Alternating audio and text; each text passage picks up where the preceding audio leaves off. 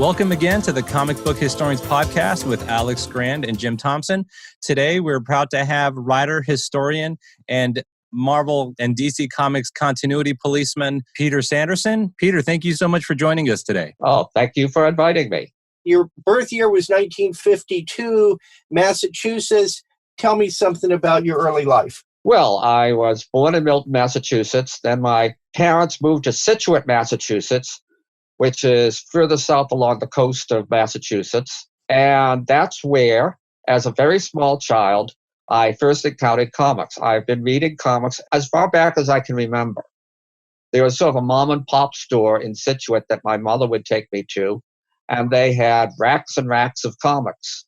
And what I remember is that it was, or at least the ones I remember, were Dell comics, Walt Disney characters, Hanna-Barbera characters, Warner Brothers characters. And I don't remember what the first comic books were that I bought, but I know that even back then, even as a small child, I knew that the comics I liked best were the Donald Duck stories in Walt Disney's Comics and Stories and the Uncle Scrooge stories, which, of course, were all done by Carl Boxer, though I had no idea of his name. Nobody did back then who read comics. But I was able to recognize his very distinctive style, both as a writer and as an artist. Besides that, were you reading, you were a little young for EC Comics. I was too young for EC Comics.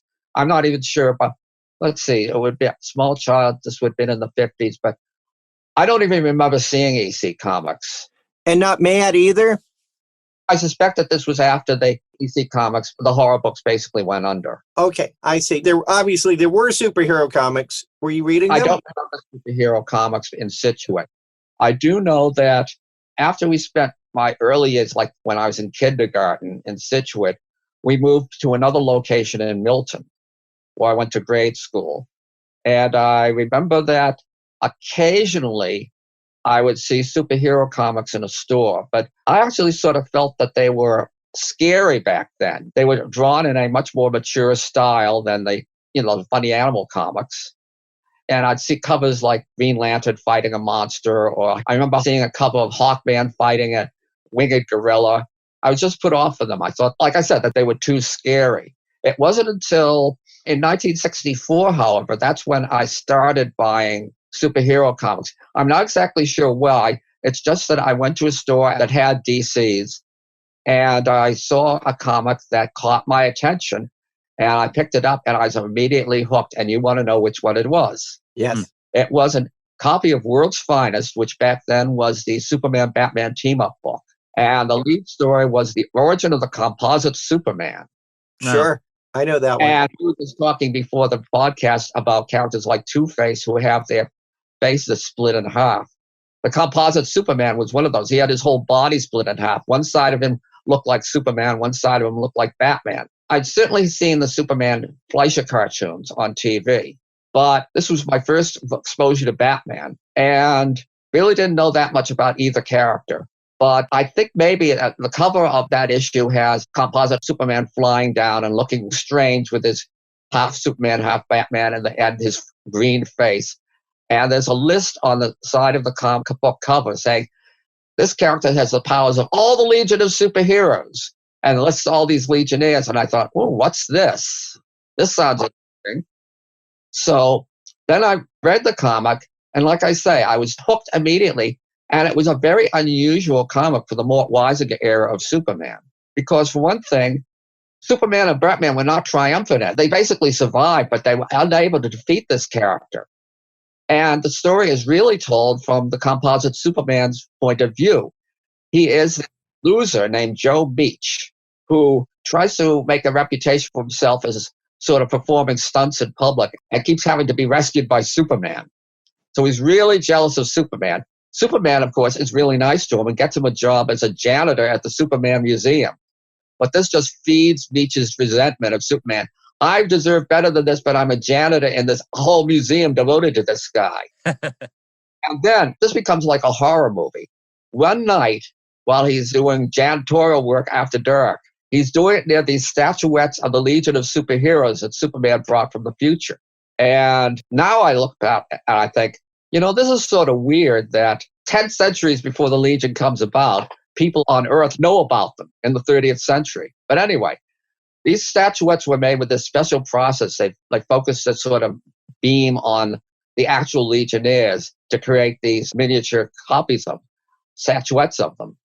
But what nobody realized was it also duplicated their powers. So there's a storm raging outside and a bolt of lightning reaches into the museum and hits this table with the statuettes and bathes each in its energy, and he becomes the composite Superman. And he ends up basically trying to take over the world. He builds his own sort of fortress of solitude with a huge statue of himself grasping the world, the globe in his hands. And the only reason that Superman and Batman survived this is that he's got them captured. He's going to fly them into a major city and then reveal their secret identities. And all of a sudden, abruptly, the energy charge that he got from the lightning begins to wear off. So he flees. He goes back to the museum, but he hasn't gotten enough power to shoot a lightning bolt at the statuettes. And so not only does he lose his powers, he loses his memory of being the composite Superman. And the story ends with him just being this resentful janitor again.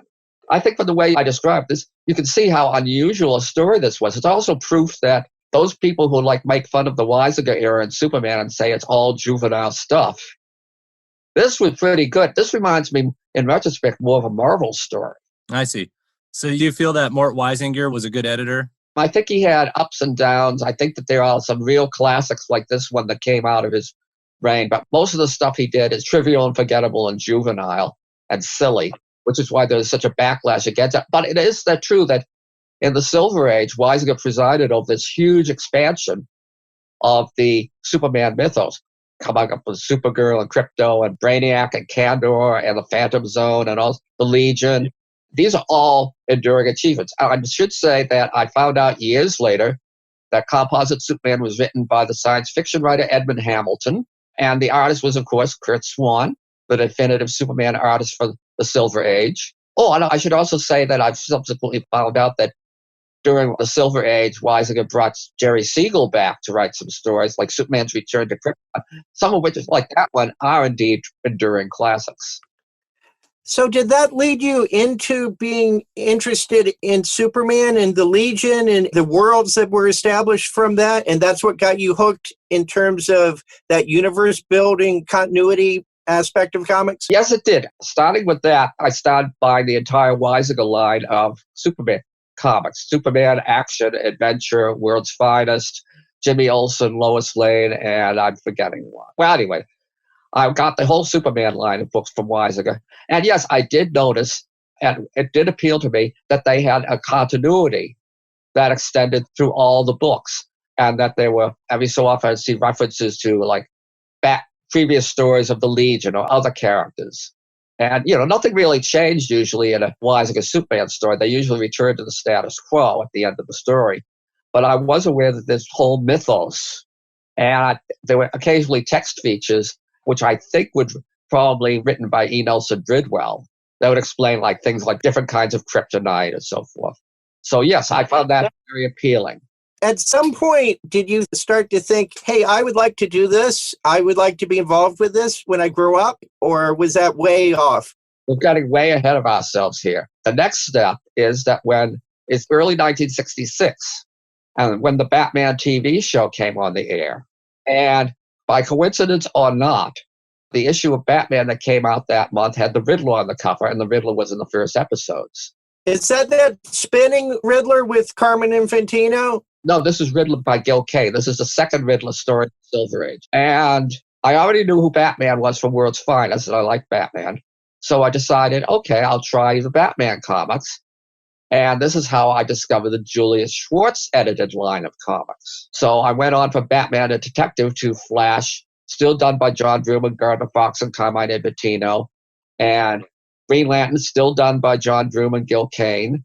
And Adam and Hawkman, still written by Gardner Fox. And Flash was my favorite of these books. My first issue of Flash was The Gauntlet of Supervillains, which is the Flash running between 6 of his colorful Rogues Gallery foes. And again, I must have some sort of interest in lists because I thought, well, look at all these great-looking characters. And the story by Broom and Infantino was really good. I realized not when I reread it years later, how a lot of it was tongue-in-cheek humor, because the story ends basically with, oh, it's not just the 6 villains on the cover. It's like, turns out that Super Gorilla Grodd is behind all this. So you get 7 of the classic Flash villains, and the humor comes at the end when Grodd is defeated because he gets beaten up by a female gorilla he's been sharing a cage with at the zoo, and that gives Flash the opening to defeat him. But at the time, I took all of this seriously. But I do think that one of the good things about the Silver Age Flash that most people do not get is that they work as serious fantasy adventure, but there's usually a subtle comedy element in it, like Captain Cold's crush on various women, or stories like in which the Mirror Master goes to a self-help class to try to figure out if they can teach him how to make better plans to defeat the Flash. And the Trickster. The Trickster's hilarious. The Trickster is outright funny, but it's like they often do this subtle humor, and I think too many people look at Silver Age DC stories and say, oh, they're silly, but no, I think that Schwartz and Drew and Fox knew what they were doing when they were putting humor in the stories. Like, the humor was probably for older readers or for themselves. So then, again, this is still in 66, I had seen in a barbershop one issue of Spider-Man by Stan Lee and John Romita Sr., and it didn't impress me that much. I think this is a story involving the Rhino. But that was my first exposure to Marvel. But what really got me hooked on Marvel was in the fall of 66, probably in response to the Batman TV show's huge success. It was the Marvel Superheroes animated show. Now, animated should be in quotes because it had minimal animation. Obviously, it had to be done at the speed of light to debut in the fall, right after the Batman show had debuted the previous winter. But what they did was they ran 5 days a week. Each day was a different superhero: Captain America, Iron Man, Thor, Submariner, and the Hulk. And what they did was they took stories directly from the comic books. So it wasn't just Stan and his collaborated stories. They also used the artwork, doing minimal animation on it. By this time, I was going to Thayer Academy in Braintree, Massachusetts, a high school. And there was a store in Braintree within walking distance of school. Sometimes I would walk down there after school ended. And again, it was sort of like a mom and pop store. And they had Marvel comics. Now, I had never seen Marvel comics on sale before this. I don't know whether it was some sort of distribution problem in the Boston area or what. But I saw a bunch of Marvel comics, so I picked up a batch and loved these even more than the show. And in some cases, I remember the first. And then I found a store in Milton that also carried Marvel comics. And in some cases, I remember what the first issue of a particular series was. Like, I got a Tales of Suspense, which had a Stan and Colin story, Iron Man versus the Mandarin. And in the back, a Cap story by Stan and Jack Kirby with Cap versus Batroc the Leaper. And this is the one with the famous page where Stan says in a caption at the beginning, let's not put dialogue in here, let's just let Jack go. And it's like a 9-panel grid of this amazingly dynamic fight between Cap and Batroc. And there had been nothing like that at all that I had ever seen at DC. Similarly, the Colin story, the front of the issue, Colin had this sort of style that was, it strikes me now as being influenced by the great illustrators and magazines or comic book artists like Alex Raymond, because it was very realistic, very illustrative. Similar to Kirby stuff, I'd never seen, even the Carmine Infantino and Gil Kane stories that I'd seen at DC, I'd never seen anything with this much dynamism, this much energy. So again, I got hooked on Marvel. Now, the next phase is that, and I think by this point I'd already started doing this, that Julius Schwartz had letter columns, and I started writing letters to his various books, and I rather quickly became one of his regular letter writers. Now, this was at what age, 12, 13, something like that? I was in high school, so I was older than that. Okay. We're talking 66, so I would have been 14. And so you're talking about the Flash Grams, JLA mailroom, and all that, right? Right. So that pretty soon it was like they were the 4 most regularly published writers in Julius Schwartz's letter columns were Guy H. Lillian III, Irene Vartanoff, who has since become a friend of mine, Mike Friedman, and me. And sometimes they'd do like 2 pages of letters, and I would get an entire page devoted to one of my letters. I wrote very long pages, and this is the start of my becoming a comics critic and comics historian. because I'm commenting on what I liked about these stories. Now, were you able to buy anything you wanted? It sounds like you were reading a lot of books. There wasn't that many. It was 7 Superman titles. And then when I went to the 7 Julius Schwartz titles, I pretty much gave up the Weisinger titles. Oh, I see. And keep up. And I continued reading the Julius Schwartz books after I discovered Marvel. But Marvel wasn't printing that much stuff back then. That was when they were still under distribution restrictions.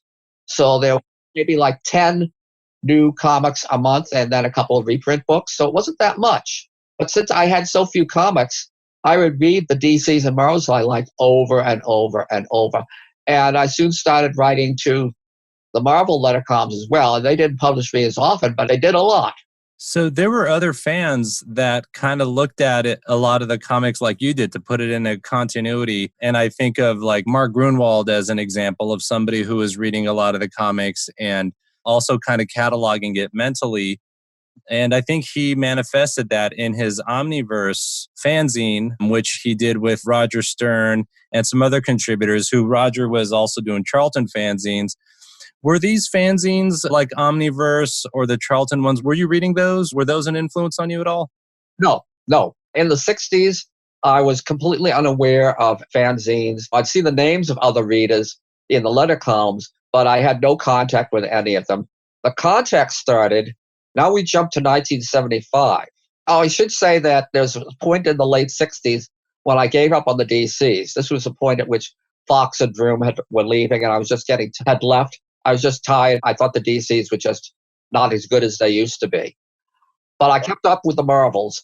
And then around 1970, when DC started to revitalize itself with things like the Denny O'Neil, Neil Adams Green Lantern, and Julius Schwartz's revamp of Superman, and Denny's and Julie's revamp of Batman, that I got into DCs again. But anyway, so I was still, in the early 70s, I was still writing letters regularly to DC and Marvel. And in 75, I already moved to New York attended Columbia University from 69 to 73. And then I came back in 75 to go to grad school at Columbia. And when I moved to New York this time, I got a letter from Bonnie Wilford, who was the mail editor at Marvel. And she said that she and her boyfriend wanted to meet me. Her boyfriend was a writer who had just taken over the revival of the X-Men. So I met Bonnie and Chris Claremont for lunch. They would then invite me Chris gave a party, they'd invite me. And I started slowly but surely to meet lots of Marvel pros. And before I really started meeting other Marvel fans, it was, I'd say, late 70s when I started going to things like the comic book conventions in New York, basically the Creation Con back then, that I started meeting people like Peter Gillis and Melanie Crawford and other people who were basically fans of Marvel and DC Comics and who would eventually become professionals. I want to go back to the college stuff a little bit because I'm interested in that. What was your major at Columbia, undergrad? And what were you thinking of doing? I thought I was going to be a teacher. And well, you became a teacher. Well, in the sense that when you write essays about comics history, you are, in a sense, teaching your audience. I mean, I have done some teaching. When I was a grad student, they had me teaching a remedial course in English composition to college students at Columbia. I did tutorial work in Fashion Institute of Technology. And years later, I taught a course in comics criticism at NYU, but not enough people signed up for a second year. So that just faded away. In many ways, I feel like I have mixed feelings about how I got into comics, because I think that it's quite possible that I wouldn't have gotten into comics if it hadn't been for the Silver Age DCs and Marvels, which was so inventive and had so much energy and appeal. That's what got me into being a comics fan. There was a dinner that I went to years ago, a bunch of fellow Marvel pros, and at this dinner, John Byrne looked around at all of us and said, "We're all lifers," which meant we're in this for life. Now, it'd be nice if Marvel and DC realized this and would offer me work or offer work to some of the other people who were at that dinner. But it's true that we are so devoted to this medium and to the superhero genre that was what our lives were going to be devoted to. That's a good segue in terms of superhero genre. When DC started to experiment and they did things like Bat Lash, and when Ditko went over and was doing Creeper and Hawk and Dove, and things were getting a little bit different at DC, were you following those, or did you not really care for that stuff? I wasn't following the ones you just mentioned. For some reason, I was just sort of wary of venturing beyond familiar territory. The books that I was reading in this period were, again, the Julius Schwartz books, which I thought where a lot of revolutionary stuff was going on. Again, what Denny and Julie were doing in revamping Superman, the fact that Julie and Denny and Neil Adams revamped Batman. Julie actually has revamped Batman twice. He did it with the New Look Batman in the early 60s, which is the first Batman comics I saw. And then after the Batman TV show flamed out and the sales plunged again, then Julie and Denny and Neil came up with what became the Dark Knight version of Batman, the grim, obsessed Avenger. And so it's around 1970 that the Batman that we now know from comics and movies and TV really originated. And that was, in fact, Julie and Denny and Neil trying to update the Batman from 1939, the very earliest form of Batman, trying to recapture that atmosphere and bring it into the present. And I also liked what Julie taking over and revitalizing Superman. Not so much what was going on with other classic Julie books like Flash and Green Lantern, but it wasn't until years later that I went back and I looked at the Ditko stuff. Right now, this may be jumping ahead again, but before the quarantine, the last several years, I've been trying to spend a day a week at the Columbia University Library. Now, even like 5 years ago, because I'm an alumnus, so I could get to use the library for free. And only like 5 years ago, they only had 3 books relating to comics. But my friend Karen Green, who's a librarian there, has built a collection that's now well over 10,000 volumes. Yes, we love Karen. I'm friends with Karen as well. Right. And so this is one way in which I've gotten to read comics that I missed in years past, or that I was too young to read, or that were before my time. For example, I've read a lot of EC comics there. And I remember looking for weeks and weeks for Batlash, because at the end of the catalog, they had a Batlash collection. And it finally showed up in the stacks, and I devoured it. I think that if I'd been aware of Batlash in the 70s, I probably would have been interested anyway, because I wasn't into Westerns. That was the result of another one of my interests, which is film. When I got to Columbia as a college student, I started getting interested in film and film history. And even though I never liked Westerns before that, I thought that they were this sort of macho genre that had no appeal to me. When I started watching classic John Ford and Howard Hawks Westerns, I started to like the genre. So now I have no prejudice against it. So I was eager to find Batlash and track it down. Yeah, Hawks is my favorite director probably, and Rio Bravo may be my favorite film of all time. Good choice. I went to USC grad school for film critical studies, so we have a lot we could talk about in terms of that if you only had the time. I enjoy your Facebook page very much for what you talk about. Well, feel free to give me a call anytime. Okay. If you want to talk about this. Now that I'm trapped in the house between the quarantine and my health problems, I welcome phone calls from friends. I think the next step in the history of my career is that once I started meeting comic book pros and other major comic book fans, this is when I met Mark Gruenwald. Okay, this is 1975, right? After 75. 75 is when I met Claremont. Gruenwald was from 76 to 77. I'm just guessing here off the top of my head. He was standoffish at first, but then we started to become friends. And I think that even though Mark didn't have the kind of academic background that I had, that he was basically had this sort of scholarly instincts. He and his father had written this treatise on reality and comic book fiction. That's not the real title, but that's more of a paraphrase of the title, in which they were exploring how parallel worlds work in comics. Mark was also a huge DC fan. Gardner Fox and Julius Schwartz were idols to him. But he had ended up at Marvel, and he really liked Marvel too. And this is when he brought me on board to work on Omniverse, which was his fanzine that was actually sort of scholarly itself, unlike most fanzines, because he was interested in exploring time travel and parallel dimensions and other dimensions in DC and Marvel Comics. And he actually set up rules of time travel, which when Mark was there, Marvel followed to some extent, and which now everybody at Marvel and DC ignores or is just unaware of. So I only got really to work on one issue of Omniverse because there were only 2 issues that came out. We started work on a 3rd issue, but that never happened. And every so often, I'm still friends with Mark's wife, Catherine. Every so often I say to her, it would be great if we could relaunch Omniverse. But it never seems to go anywhere, and I'm at the point where I'm not going to do this for free like I did back then. I'm looking for some sort of means of making money off my comics knowledge. But anyway, so I was working with Mark on Omniverse, and we were becoming friends. And then when Louise Simonson left staff at Marvel as the X-Men editor, her assistant Ann Nocenti was promoted in her stead. And at that point, she had never been a comics fan. And the idea of Mark and Gruenwald and Ralph Macchio, 2 editors at Marvel, well, I guess they may have still been assistant editors at that point. Their idea was that Ann needed an assistant who had a thorough grounding in Marvel history to help her out. So they recommended me to Ann to be an assistant editor. And Chris Claremont, of course, loved the idea. And so I got to be an assistant editor. I stayed a little over a year as assistant editor working on X-Men and New Mutants, back when Chris was collaborating with Bill Sienkiewicz, Star Wars. And then I ended up leaving because I wasn't quite getting along with Ann, although now Ann and I are great friends. And, whenever we run into each other, I get a big hug.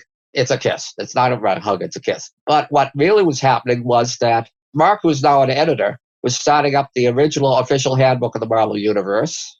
Oh, and before that, DC was starting what became the who's who in the DC Universe. Yeah, I want to go back a little bit, Peter, because I think there's a gap here. Because what year are you talking about at Marvel? We're now talking about the early 80s. Okay, so let's talk for a few minutes about, in like 1982, you were working as a columnist for Comics Journal. The first thing I read that you did was a review of the Eisner book, the hardcover that had come out. And then you were writing on various book reviews and other things on a consistent basis. I don't consider that being a columnist because that implies a regular column. Yeah, you're right. In the 70s and early 80s, before I started going pretty much full-time for work directly for DC and Marvel, yes, I was getting into fanzines, and I wrote for the Comics Journal off and on. I wrote a whole lot of lead stories for Amazing Heroes. There was one magazine called Comic Feature that friends of mine were editing, and I did some writing for that. Now, were you doing interviews at that point, too? I know you did several with Steve Gerber, so I want to talk about that a little bit before you start actually working. The Amazing Heroes store pieces were almost always interviews. I would interview whoever was coming up with a book that they wanted to feature that month, and I'd talk to the creators. And they also did like previews of the coming year in comics, a whole issue that would be previews of the coming year, so where there'd be short pieces on every Marvel and DC comic. And I enjoyed doing those because I got the chance to talk to loads of people for those because I ended up writing like 10 of those little previews. And also, I guess my high point in this period of doing interviews was when I did a 2-volume book called The X-Men Companion, which were extended interviews with everybody I could find who had worked on the X-Men at that point. I didn't get Stan, but I did get Roy Thomas. And I got Len Wein, and I got Chris Claremont, and John Byrne, and Dave Cockrum.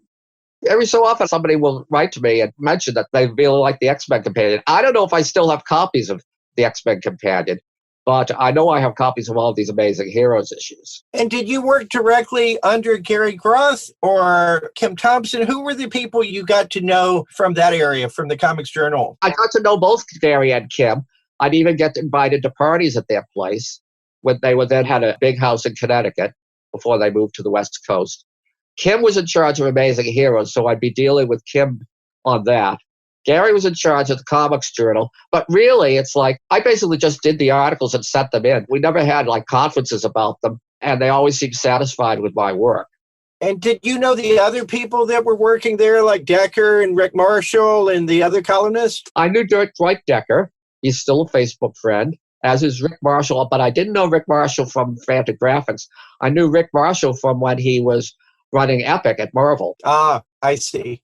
Yeah, so that was 1980, and then he left that, and Archie took over. Yeah. Because in these years, before I started doing actual work for Marvel and DC, I would be visiting the offices a lot. I mean, I now realize what a golden time it was in retrospect. when I was in comics professionally because, well, I still am. It's just that I don't get work now. But it's like, whatever reason, I am over retirement age and new generations have taken over at both companies. But it was a period when Marvel and DC were both in New York, which is a big deal. So you could work for both. You could take the subway from one office to the other. And there's a huge comic book community in New York because both of the major companies were here. And it was before a lot of comics professionals started to spread out over the country because the internet made it much easier to live elsewhere than New York and still work in comics. And so this was good for making contacts, for getting to know people. I used to have a reputation for knowing everybody in comics because I'd also, in the 80s, started to go into the San Diego Con, for example.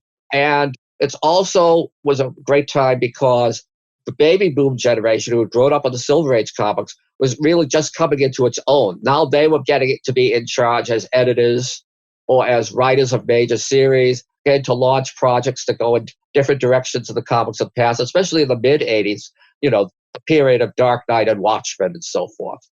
And also it was a period when my comics career, people will find this unusual, but I almost never had to ask for work. I was always invited. Mark invited me to work at Marvel. Marv Wolfman and Len Wein invited me to work on the Who's Who.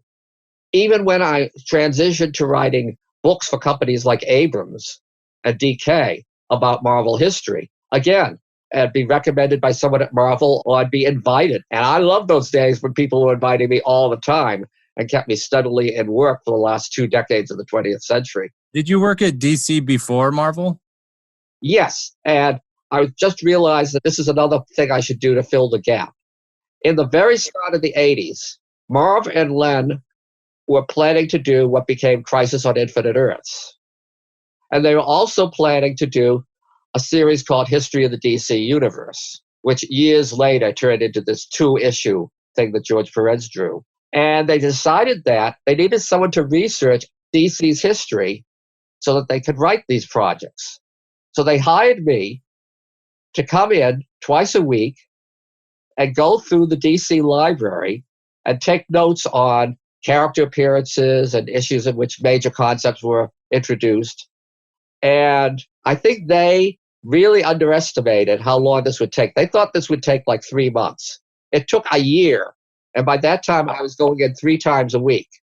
But yes, I read through the entire DC library as it stood in the early 80s. And that was amazing because I was getting to read all these Golden Age comics that I never thought I'd see. They had a bunch of Fawcett Captain Marvel comics that I never thought I'd get to see. So they had that in their archives, even the Fawcett stuff, because they bought the rights. Okay, that's awesome.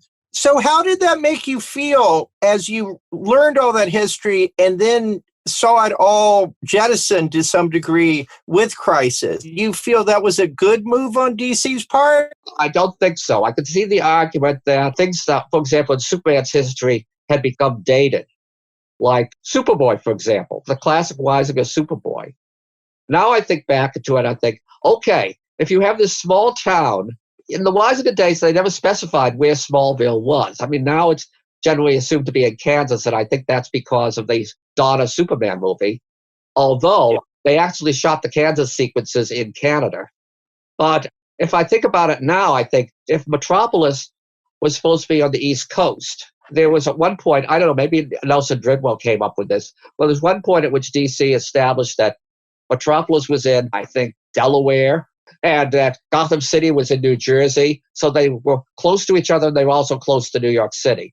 But anyway, if you think about it, the Weisinger Superboy, Smallville might have been in like the countryside, Pennsylvania, or upstate New York, or maybe in Long Island. There was no sign that it was in the Midwest. But anyway, if you had a teenage superhero with powers as great as Superboy turn up in a small town, wherever it is, the media is going to descend on that town. It's a huge story. And how in a small town with a limited number of people are you going to keep your secret identity secret? I don't know if that was their reason for getting rid of the traditional Superboy, but I can understand how you might need to revise Superman's history to deal with this. But I think for the most part, Crisis was sort of upsetting to me because they're killing off characters. And at this point, DC was claiming, if we kill someone off in Crisis, they're dead for good, which seems naive now. Because now any character who gets killed, that doesn't mean anything at DC and Marvel anymore, because any character who gets killed will get brought back either by the same writer and editor or by a different writer-editor team later on. Right. 2 years later, usually. Yeah. Right. But at that point, I said, why are we killing off Supergirl? Why are we killing off the Silver Age Flash? I like these characters. Even some of the minor ones. Like, why are you killing off my favorite Flash villain, the Mirror Master, for no reason at all, just as a throwaway? And I also think that DC's continual revamps are a mistake. It's like, don't get too attached to any one story at DC anymore, because wait a few years and they'll undo it. I mean, the straw that broke the camel's back for me was when Scott Snyder came up with his own basic version of Batman Year One. Because I thought, if any storyline is like untouchable, it's like Miller's Batman Year One, which they've been doing sequels to, that they've been reprinting forever, which everybody agrees is great, but they undid it. Or I understand that they've also in Swamp Thing undone the Alan Moore's stories. How can you do that? And so it's like, I'm much happier about Marvel that miraculously, over the years, is still kept its continuity intact for the most part. Yeah, to some degree. Yeah.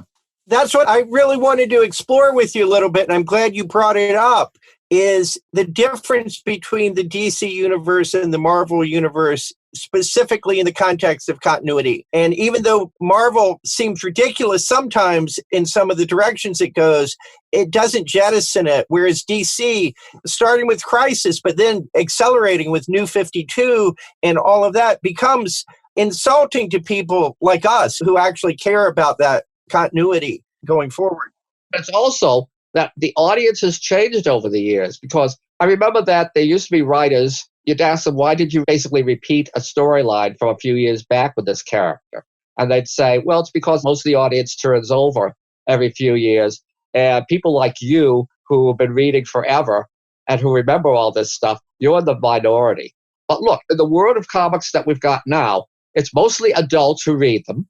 And there's so much reprinting of old stories. Libraries, not just Columbia, but libraries around the country, like the South Orange Library nearby where I live, has a comics collection. So these old stories live on in libraries. They live on in reprints. You can go on Comixology and you can get stuff going all the way back to the 30s. And so it's like people are aware of this, can easily become aware of these past stories. And they can easily become aware that, say, the Jack Kirby Eternals are way superior to the most recent Eternals series, not Neil's, the one after that, that Marvel has done, to give an example. Or they know what the high points of the Fantastic Four history are, or Thor history.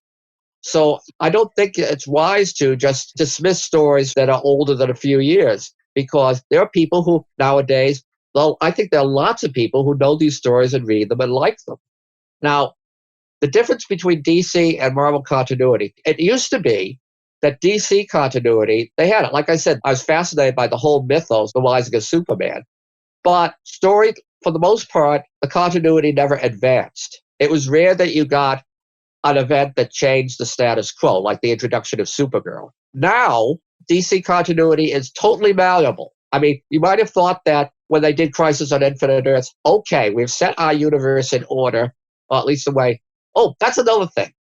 One of the explanations for Crisis, why they did Crisis, was that supposedly they thought that readers were confused by all the multiple Earths. But I've long contended for years that the only way you can appreciate Crisis is if you understand the multiple Earths. Because it makes no sense if you don't know about Earth 1 and Earth 2 and Earth 3 and so forth. And they have, like, virtually every character in the DC universe show up in that series. So it's actually really complicated. And it shows that Marvin Len and Dick Giordano may have thought that the multiverse was too confusing and they had to get rid of it. But in fact, I think the success of Crisis shows that people understood and liked the multiverse. I think with that, and it changed DC in an interesting way, because bringing in the Justice Society as part of the regular continuity, not an alternate world, gave a legacy aspect to it that I think they did a good job on to some degree. There are good things and bad things about that. There are good aspects to the fact that you had one Earth where the Justice Society appeared before the Justice League. The unfortunate thing is that you could no longer do stories about the Golden Age versions of Superman, Batman, and Wonder Woman. But anyway, now DC continuity is totally malleable. I remember, for example, that Jeff Johns wrote a series that was supposed to be setting out Superman's origin story, a definitive new version. And of course, this meant that for quite some time now, DC had, under Dan DiDio, I think, they had not only been undoing things from Crisis, bringing back Supergirl and Krypto, for example, but also they had been, John Byrne's revamp of Superman was pretty much completely undone by that point. And so Jeff Johns wrote this Superman origin miniseries, which was supposed to be the definitive retelling. And then just several months later, Grant Morrison, when they did the New 52, did a new origin for Superman. They didn't even wait a year. And so these sort of things drive me crazy. Marvel, on the other hand, they have, for the most part, kept their continuity intact. Part of the game at Marvel is, if you make a big change in the series, that you find a way to put it back the way it was. I was very impressed, for example, that Dan Slott in Amazing Spider-Man did this years-long story arc in which Peter Parker became what you'd never think Peter Parker would become. He became rich, famous, inventor, and entrepreneur. And supposedly, according to one story, had more money than Tony Stark. So Dan got a couple of years of good stories out of this. And then he found a way to undo it believably and have Peter go back to the impoverished nobody that we're used to. That's the great thing about Marvel. They keep the continuity intact so that the Stan and Jack stories, for example, are still a vital part of the continuity. They are still drawn upon for new stories. Like, again, Slott with Fantastic Four. I like the way and with Iron Man, I like the way he's continually doing callbacks to classic stories of the past while doing new contemporary stuff with the characters. Although, Peter, I'd say Marvel is also infamous for doing it badly sometimes. And I think of the Mary Jane. The thing is to do it well. I mean, Marvel Age of Comics is now, nearly 60 years old. You're going to have mistakes during that period, and you're going to have people doing things well. And you just have to hope that the things that are done well have more enduring impact, and that the mistakes eventually get undone. Doesn't continuity kind of reduce in its meaning with the illusion of change that started to kind of happen in like the early 70s of Marvel, where the characters didn't age as fast? And so then continuity almost, it starts becoming a little, and I'm a continuity guy, but it becomes a little more meaningless because they grow a lot in the 60s, like they're graduating high school and starting college. But then after that, it seems like the age it's like exponentially flattening out, where they're kind of staying the same age now, but then it's the continuity still going. It gets a little strange. The sense of time gets more and more inflated and warped over time. Well, a couple of things here to set this in context.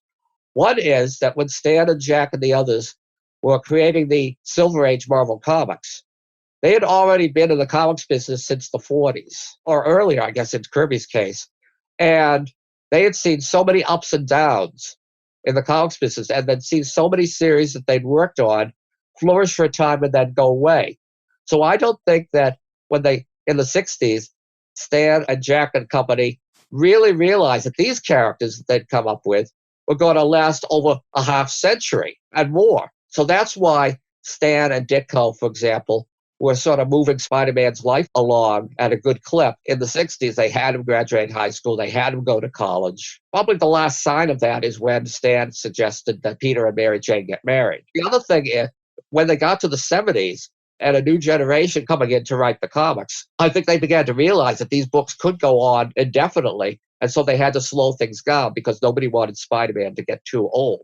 I don't want the characters to age in real time. There's a series, a really nice series, that recently Marvel published called Spider-Man Life Story, in which Spider-Man starts his career in 1962 and ages in real time from decade to decade. So he's a senior citizen by the final issue and in the present. And similarly, I recently was pointed to a Fantastic Four annual that Carl Kiesel wrote years ago, in which Ben Grimm travels to a parallel world, and he finds out that the Fantastic Four there started their careers in 1961, and they're now middle-aged. And this was a story that was done in the late 90s. And Ben is just sort of amazed by this because he says, we weren't even around in 1961. And this is Kiesel having some fun with the way Marvel time works, and it goes very slowly. Now, the Marvel Cinematic Universe is going to work differently because you have real people playing these characters. And that's why in the last Avengers movie, some of them actually get written out. Two of them die. One of them, I assume everybody who watches this has seen the Avengers Endgame by now. Well, anyway, they get rid of Tony Stark and the Black Widow and Captain America in various ways. And now maybe, for all I know, they plan to introduce a new guy as Iron Man sometime in the future. Or maybe 10 or 20 years from now, they'll just reboot the whole Marvel Cinematic Universe so they can cast a new actor as Tony Stark. I don't know. But in the comics, most people who read the comics now were not around in the 60s to read them in the Silver Age. So if you had the characters age in real time, by this time, most of the characters in the Silver Age would be retired, and you'd have new people in those roles probably. And I don't know. I want to read about Tony Stark and Steve Rogers and so forth. I want to read the originals. And one of the things about, if you're a superhero comics fan, and you're not talking about DC where they do a reboot every 2 seconds, one of the things about Marvel is you just have to accept it as a convention of the genre that you have these characters with 50 or 60 years of adventures that somehow have to be crammed in Marvel time into 10 to 15 years. And you just have to accept that. And if it helps, not every single story has enduring value. Your typical, say, Web of Spider-Man story is not going to be referred to in a new Spider-Man story. That's a good point. Yeah. So you can kind of take those out. So let's go back to your history. I want us to kind of make sure we cover. So when you were doing the work at DC, then you were talking about Mark Gruenwald inviting you over to Marvel. So did you work for both at the same time doing the scholarly archival work, or did you just jump from DC and go to Marvel and do that? When I was reading through the DC library, that's the only professional work I was doing, unless you count the interviews for Fanzines, for example. But I think that the Who's Who and the first version of Marvel Universe did overlap, yes. There were years when I was going back and forth between the two companies. So were you also then reading all the old Marvel comics as well as like Timely and Atlas stuff while you were working with Marvel then? No, because DC has a very complete library. Apparently, I've heard that recently they had a big theft. I don't know if that's true or not, but for the most part, they had a really complete collection in bound volumes that went back to the 30s. So I could read things like more Dr. Occult stories and more fun comics. Marvel, on the other hand, notoriously had a bad library. There are loads of times missing because they've been stolen over the years. And they certainly had almost nothing before 1961.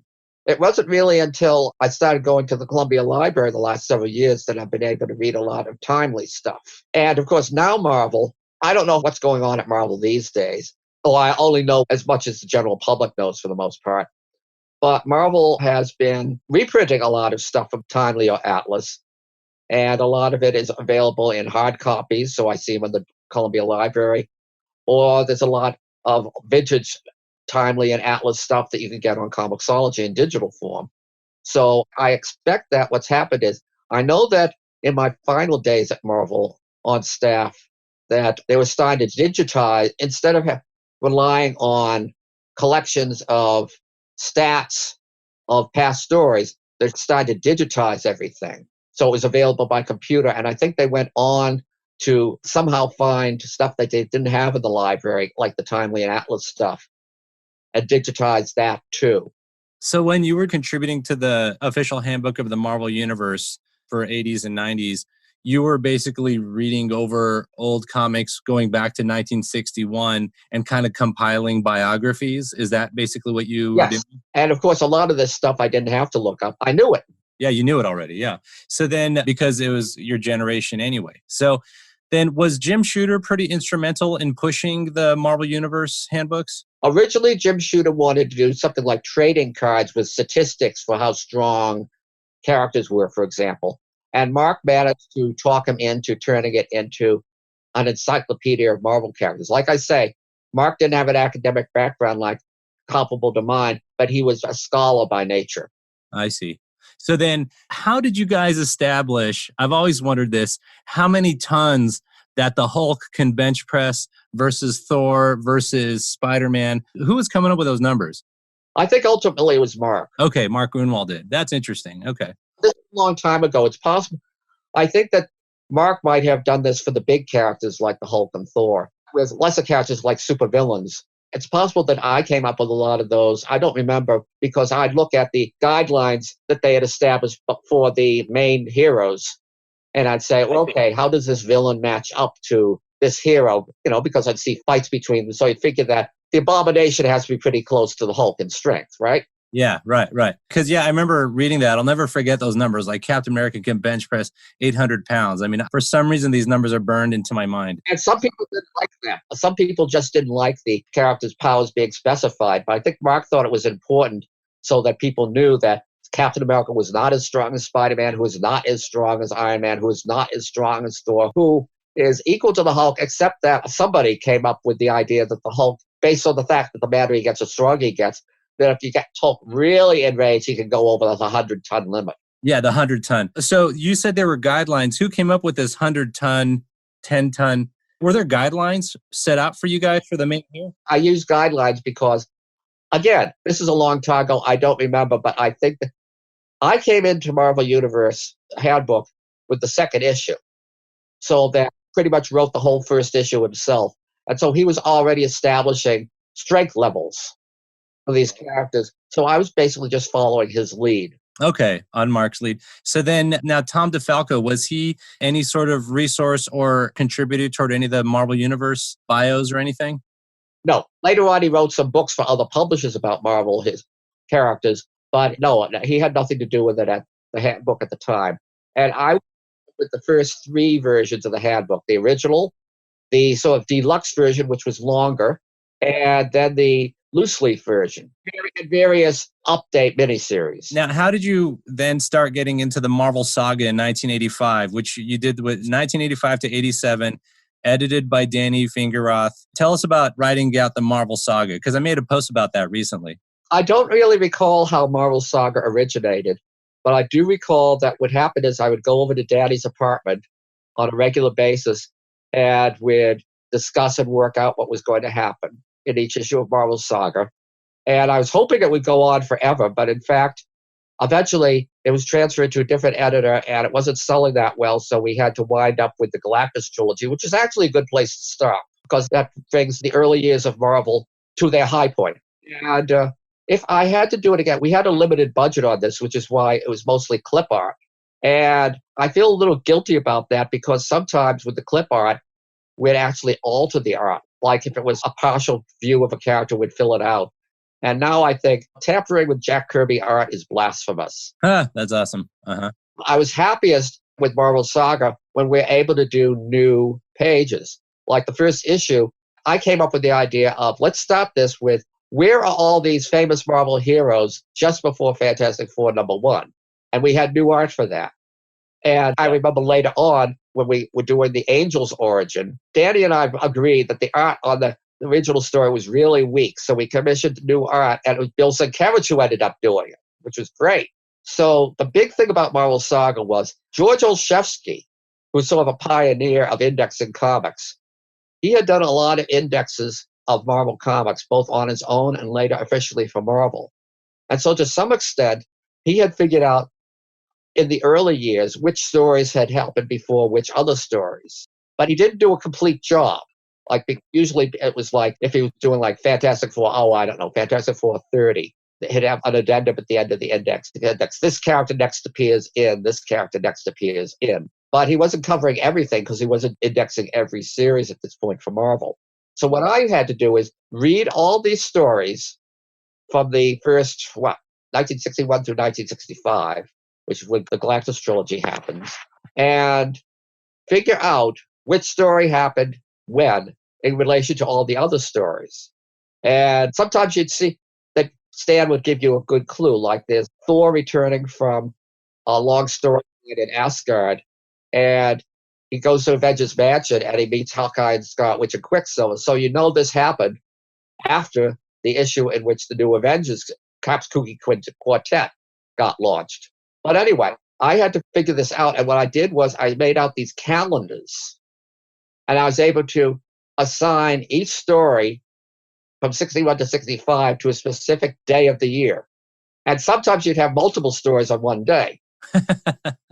Now, I don't know if that's possible to do anymore. For one thing, as you noted earlier, in the 60s, the characters still weren't aging in real time, but time moved more closely to real time back then. So I think it's possible to do that. But now, when you look back at nearly 60 years of Fantastic Four stories, and you realize they all have to fit within 10 to 15 years, I don't know if it's possible to do this anymore. Another thing I want to get to, I really like the first issue.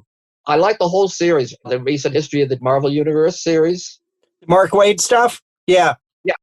I liked it. I particularly liked the first issue, which was basically stuff that happened way before Fantastic Four #1, going all the way back to the creation of the universe and drawing in stories from all these different sources and fitting them into a continuity. I really liked that. That was really well done. My only regret is that they never asked me to be a consultant on the book. Which makes no sense.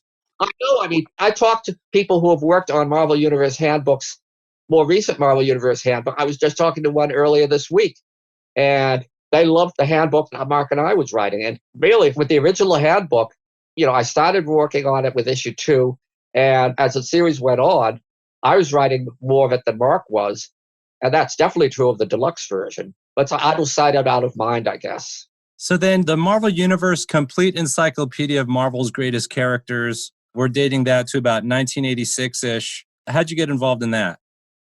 I think I was asked to work on it. By that point, I'd already been working on books from other publishers about Marvel characters in history. Like I say, there was a period when, for about 10 years, I was doing work for Marvel and DC directly. And then for the next 10, I was constantly being asked by people to write books for other publishers that Marvel had licensed the rights to official books about the characters in history. I got the first book, the Abrams book about Marvel that I wrote. I got that through Mark Gruenwald's recommendation.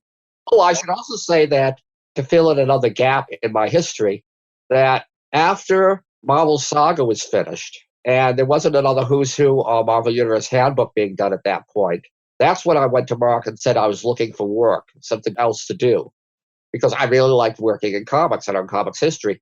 And that's when he established the Marvel archivist position, which is basically somebody who would sit in the bound volume room and supervise, make sure that books didn't get stolen. But also, I would get to read through every Marvel book before it went to press. So if I spotted some howling continuity error, we could get it fixed at the last minute.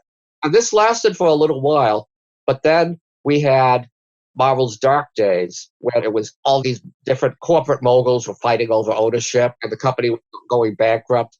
And we had major downsizings that basically got rid of the entire baby boom generation at Marvel. And I survived the first one, but not the second. And they fired me without telling Mark they were going to do it. I see. And we're going to get to that, I promise. So now, before we get to that, though, you were writing the Wolverine Saga in the late 80s, 1989-ish, around 1989. And I had those 4 issues with Wolverine number 50. I had a Wolverine file in my house, and this was my definitive Wolverine history, was that Wolverine Saga. So tell us about... Of course, there's a lot more Wolverine history that's been added since then. There has, yeah. Oh, yeah, for sure. And I'm not talking about after stories set more recently. I'm talking about his backstory. Oh, yeah. Oh, yeah, they've added way more, which I've tracked that stuff down, and that's fine. I don't like Wolverine's origin either, and I think Chris Claremont had a point in keeping it mysterious. Yeah, right. Yeah, they got a little weird with that. Too many writers and editors don't believe in the power of mystery. Right. So then Marvel Saga, issue 22, Peter David wrote about the history of Peter and Mary Jane, and Marvel Saga had like kind of a little change in style there. What happened with that situation? And were you not a Peter and Mary Jane fan as far as them being married? I don't remember that at all. Oh, okay. Well, Peter David wrote that issue is what I'm saying. He wrote issue 22. He did? Yeah, the history of Peter and Mary Jane. I wasn't even aware of that at the time. No, okay. Interesting. That's interesting. I'm finding out about this decades later. Okay. This must have been after Danny left as editor, because Danny would not have commissioned an issue by somebody else without telling me or asking me. That could have been, yeah. That could have been. Danny's remained a good friend right through the present. Right through the present. Okay, so now let's go back to the dark days of Marvel, and then Jim's going to go to the next section. Okay, first, what year did you leave Marvel exactly? Oh, I don't remember. I'd have to look it up, but it's in the 90s, mid-90s. Mid-90s. Okay, like 95-ish. Okay, And I was able to transition to writing these books, so that was okay. right. I did like being thrown out. I did like all these people I knew being thrown out. I did like the direction that Jemas and Quesada were initially embarked on with the books. Although I think after another 10 years, I started to see books by, there are Marvel writers now, like Dan Slott, like Jason Aaron, like Nick Spencer, who I really like. But I didn't like what happened to a lot of the books right after Bill Jemas and Joe Quesada took over. I never thought there was a point to the Ultimate line. So when the Ultimate line finally got canceled, I thought, well, see, that was a waste of time, just like I thought. The only good things that came out of the Ultimate line, as far as I could tell, it was basically Marvel deciding, why don't we have an Earth 2? Yeah. The only good things were the African-American Spider-Man, which was a good idea, and setting in motion the process that got Samuel L. Jackson to play Nick Fury. So in those final days in the mid-90s at Marvel, and people were getting let go, and there was bankruptcy, and this was with the Revlon people under Perlman. Mark Gruenwald passed away around this time. Tell us about your relationship with Mark, and do you feel like the situation at Marvel contributed to his death? Okay, first, before I get into that, another gap to fill, which I'd nearly forgotten, which was that after I stopped, they fired me off the archivist position in the major downsizing. Immediately, I got hired back to come in a couple of days a week to be a proofreader, because Lo Steinberg was the proofreader at that point, who was as genuinely wonderful as you've heard. I really loved talking to her, but she only wanted to work like 3 days a week, so I would come in the other 2 days. And I got to sit next to George Russo's, which was interesting too. I really should have talked more to him about his history working with Bob Kane way back in the early days of Batman, but I really wasn't aware of it at that time. But I enjoyed talking to him. And then after the Jemas Quesada administration got installed, I remember the head of the production department coming into me one day and saying, we're going to have to let you go as proofreader. Editorial likes what you're doing. Production likes what you're doing, but we have to get rid of you. So make of that what you will. I wasn't getting paid that much to be proofreader, but I suspect they really wanted to bring in somebody who would work even cheaper. So that was when I really left Marvel, finally. Again, I was continuing to write. You'd think that with me writing these books for other publishers about Marvel history and characters, that they'd be nicer to me. And now, of course, over time, Ralph Macchio has retired. Tom Brevoort is really the only person left from the days that I was at Marvel regularly.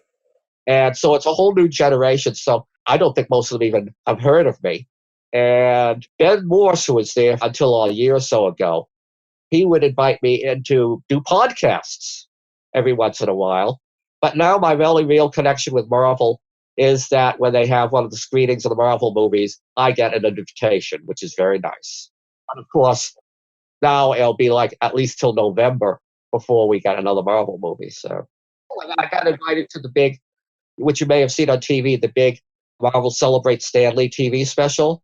I got invited to be at that. That was really fun because so many people who are still on the East Coast who used to work at Marvel from my generation were there. So it was like a wonderful reunion. But anyway, on to Mark. Mark was, okay, there were many things that were great about Mark. Mark was sort of beloved at Marvel by editorial and production. Mark was sort of the spirit of the Marvel bullpen. It's as if like Mark grew up reading Stan talking about the Marvel bullpen, the people who worked at Marvel, as if it was like a really fun place to work. And now most people realize that Stan was basically doing a lot of spin there, that most of the people he was referring to were working out of their homes. But it's as if Mark really wanted to make that happen for real. And Mark was sort of like a morale officer unofficially. He would organize parties in the office. There'd be stunts that he'd do, like he would decorate his office in weird ways. For example, there's a TV anchor in the New York area named Michelle Marsh, who was really good looking. And Mark developed a sort of obsession with her.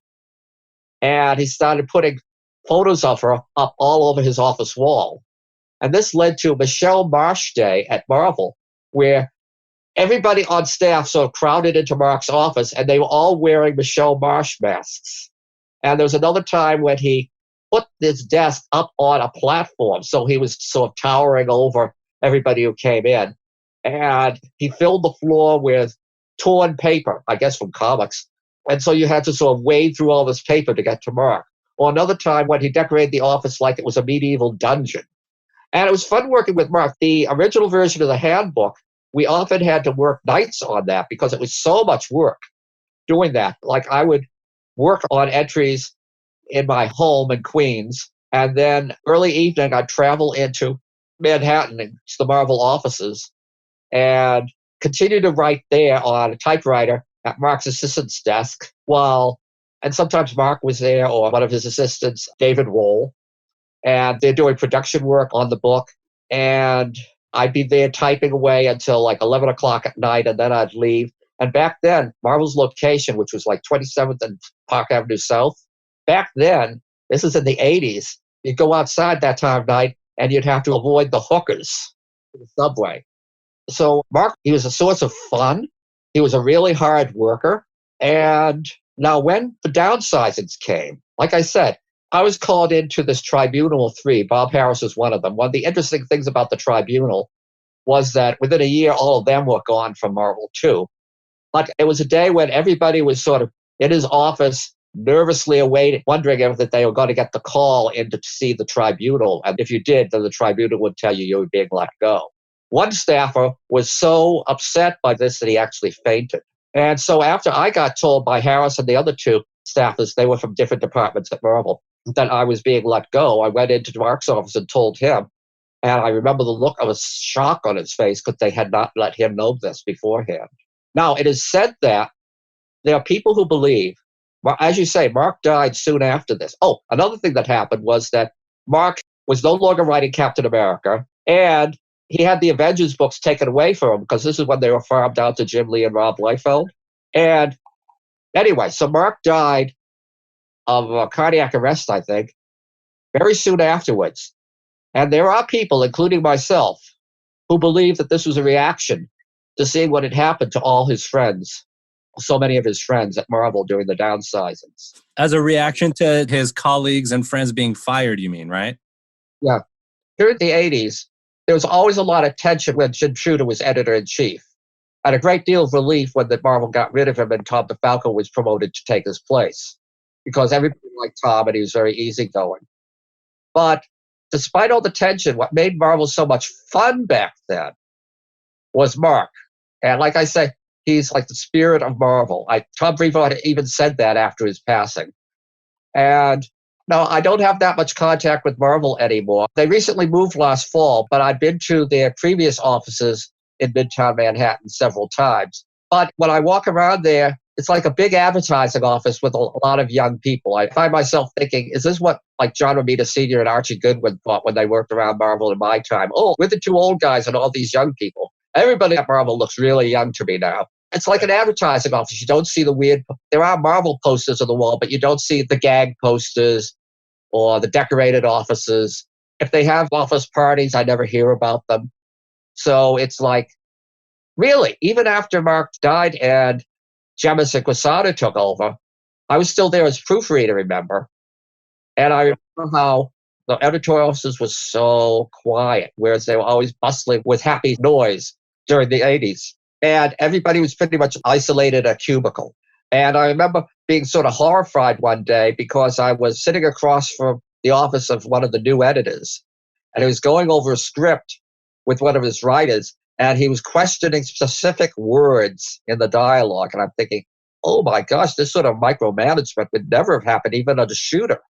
And they also, Marvel was on the 10th floor of this building on Park Avenue South. They closed off the receptionist's office on the 10th floor. They had locked doors and you needed a special card to get through the doors. And they wouldn't give me one of those cards. So in the days when I was there for proofreading, when I came back from lunch, I had to wait for somebody to let me in. That stinks because of all the time that you put into that place. Yeah. My only meeting with Bill Jemas came on September 12th, 2001, the day after 9/11, because I came into the offices to do my usual proofreading and had no idea that they had closed the offices for that day. And so Jemas came to the door and told me that the offices were closed. So I went home. So then last question, and then Jim will talk about some of your post-Marvel stuff is, do you feel like you said that Jim Shooter, although was kind of micromanaged to some extent, the micromanagement was worse later. Do you feel it's an injustice? Everything was worse later. I mean, the downsizings were way worse than we could ever have imagined during the Shooter era.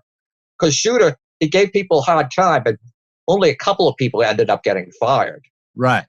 So do you feel it was a justice or an injustice that Shooter is so vilified moving forward in comics history? I'm going to be diplomatic here. I think Shooter did a lot of good things. That he set up an editorial structure that gave Marvel an order and discipline that it really needed. Before Shooter, you were constantly having the dreaded doomsday deadline doom, where the stories were getting in on time so they'd end up running a reprint. And this was happening over and over. And you had a lot of writer-editors who were, as however talented they might be, were not necessarily disciplined in terms of schedules. So Shooter started up an editorial structure with editors and assistant editors and adhering to deadlines, and this was all important. On the other hand, he did tend to not micromanage dialogue, but he did tend to insert himself perhaps more than he should have into the making of the comics. He wasn't diplomatic himself. Like, he'd look at a finished comic and he'd review it and he'd write things like "arg" in the margins. That's a way of hurting editors and writers and artists' feelings. There's stories about how he was lecturing Gene Colan about how to do comic storytelling. He's the one who basically insisted on changing the end of the Dark Phoenix saga for better or for worse, because what he wanted was for Jean to be sent to a cosmic prison and be tortured for the rest of her life. And now I look back and I thought, oh my gosh. So John Byrne and Chris Claremont came up with the alternate, which Shooter accepted, of having Jean commit suicide. And yet, a few years later, Layton launched X Factor, so they undid the end of the Dark Phoenix story. But Shooter, he would raise objections to a lot of what writers were doing. He also had sort of retrograde ideas. I mean, his ideal for comic storytelling seemed to be the kind of 9-panel grids that Ditko did all the time. And, so you can see why someone like Colan would raise his wrath. And back then, it was a question of like someone like Chris Claremont trying to find a way to do what he wanted to do in such a way that it'd get past Shooter. Some people he seemed to leave pretty much alone, like Walt Simonson on Thor. And he encouraged some newcomers, like he was an early advocate of Frank Miller's work. But so Shooter was a mixed bag. And he did good things and he did not so good things. I don't think he should be vilified. I think we should take a balanced look towards him. And I do think it's unfortunate that he seems not to. But that's true. I mean, he's another boomer who doesn't get enough work in comics. I sort of wonder why you don't see more from him as a writer. Peter, that's actually a perfect segue to the question. Before I start asking you about comics and context and some of the other things that you do after Marvel and your columns and your writing and your books, I wanted to ask you a question exactly about that, which is, who do you think are the people that are most, as a comics historian, who do you think are the creators who are most, or managers or artists or writers, who are most underappreciated, undervalued, and should be known by audiences today more than they are? Well, Mark Gruenwald, for one. Yes. He wasn't a great writer, but he was a very good writer. He did Captain America going for 10 years. I think Quasar was really interesting. Quasar was sort of like doing a DC character like Green Lantern, but setting it in the Marvel Universe. And his triumph was Squadron Supreme, which is one of the great comic series of the mid-'80s and sort of has gotten overlooked in the wake of even bigger deals like Watchmen. But the Squadron Supreme limited series very much reflects Mark because, as I said, he idolized Julius Schwartz and Gardner Fox. And the Squadron was originally created by Roy Thomas as a parody of the Justice League. Mark was taking it seriously as analogs to the Justice League. And what he's doing is showing what would happen to the DC Silver Age Justice League if they were set in a Marvel-type world. And the big theme of this is about the road to hell is paved with good intentions. That after a disaster strikes their parallel Earth, the Squadron take control, like martial law. It's not clear whether it's the whole world or just the United States, but they are determined to create a utopia. But in the process of that, even though they're well-intentioned, they violate various freedoms and various rights. If you're, for example, a big Second Amendment fan, you're probably going to object to the way that they confiscated everybody's gun. And this is sort of like a callback to what Dark Savage used to do. They would brainwash criminals that they captured so that they wouldn't commit crimes anymore. But then you see in the course of the series how this sort of power corrupts them when the Green Arrow analog uses this brainwashing technology on the Black Canary analog to make her fall in love with him. And it ends with the Batman analog, Nighthawk, leading a revolutionary rebellion to overthrow the Squadron, which is led by Hyperion, who is a Superman analog.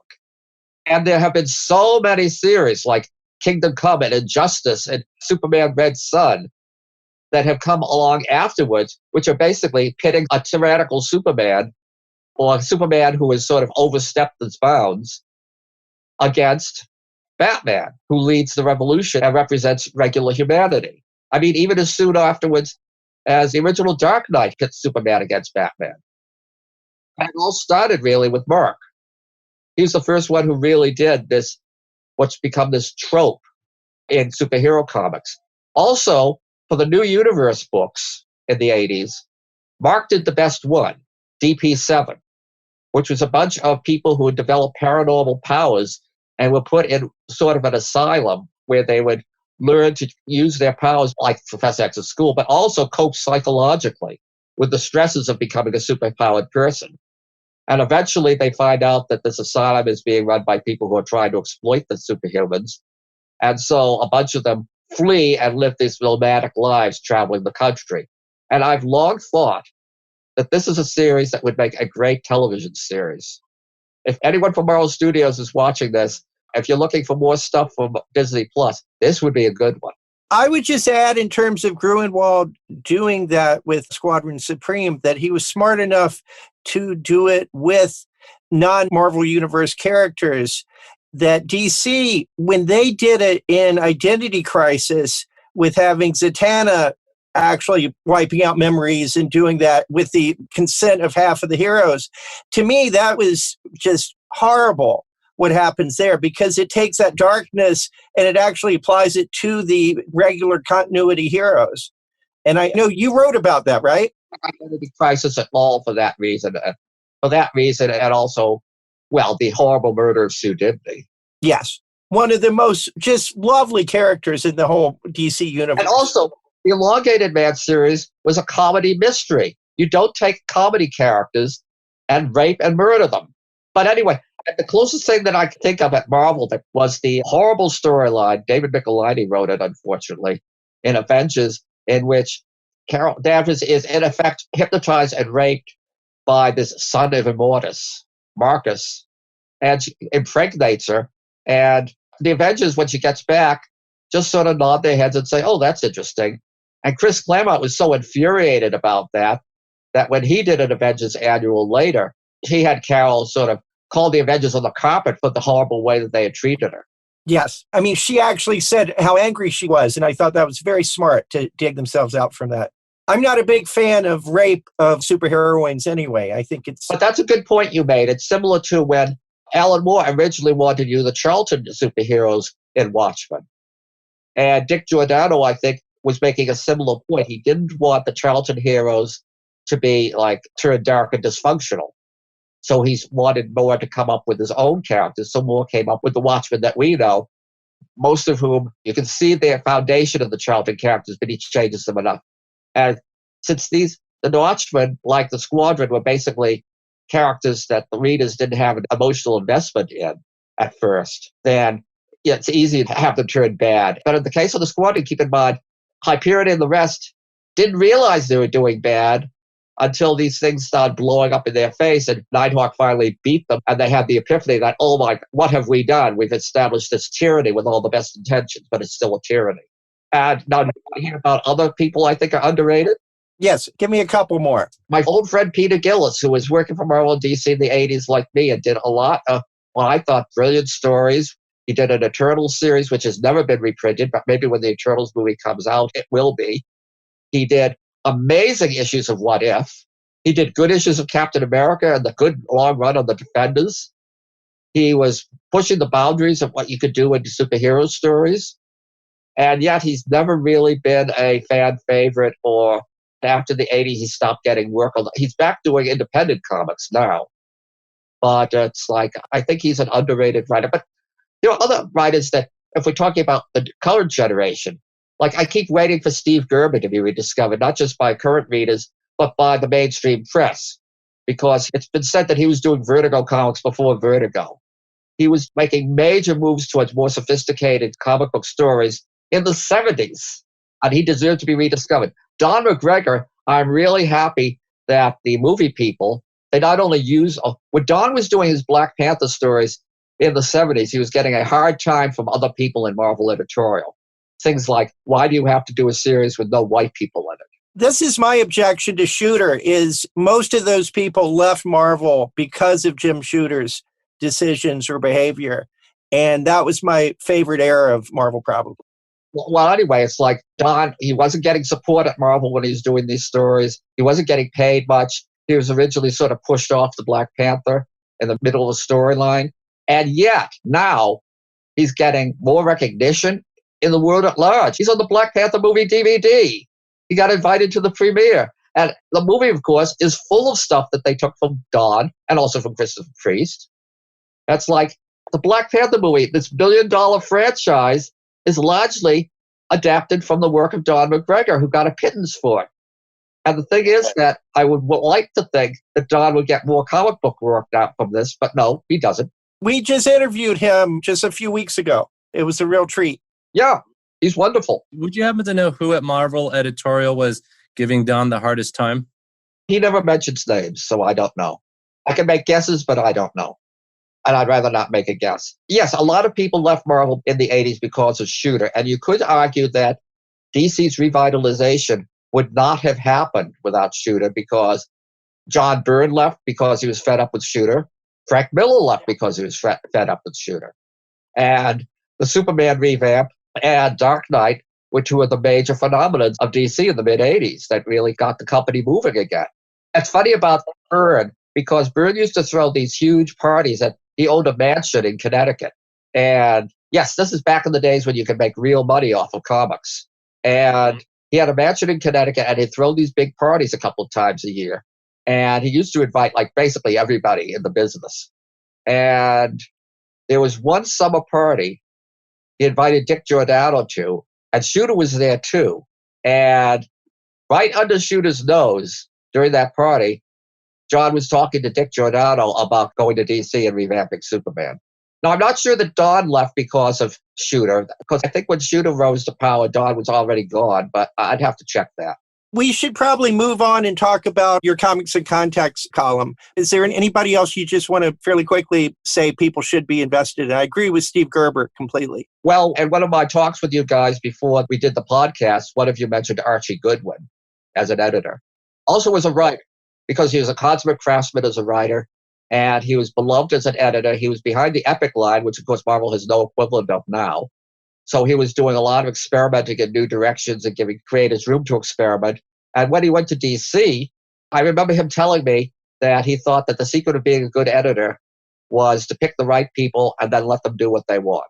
Trust them. And so I think maybe because Archie was never a writer who did, Manhunter, the work he did with Walt Simonson at the start of Walt's career, is this enduring gem. But for the most part, the books that Archie wrote aren't like major collector's items now.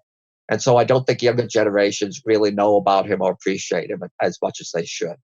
Yeah, I agree. The works he did at Warren in the late 60s, when he brought in people like Steve Ditko, gave him some of the best works Ditko ever did. And you see, at the time, I didn't even know about that. Those are other books that I've read only when I started visiting the Columbia Library's comics collection. Oh, and also, he wrote the Star Wars comic strip and the comic strip Secret Orange Corrigan with Al Williamson doing the art for both. Those are really cool. I've read those at the Columbia Library as well. Let's talk about Comics in Context. You started that in 2003? That sounds about right.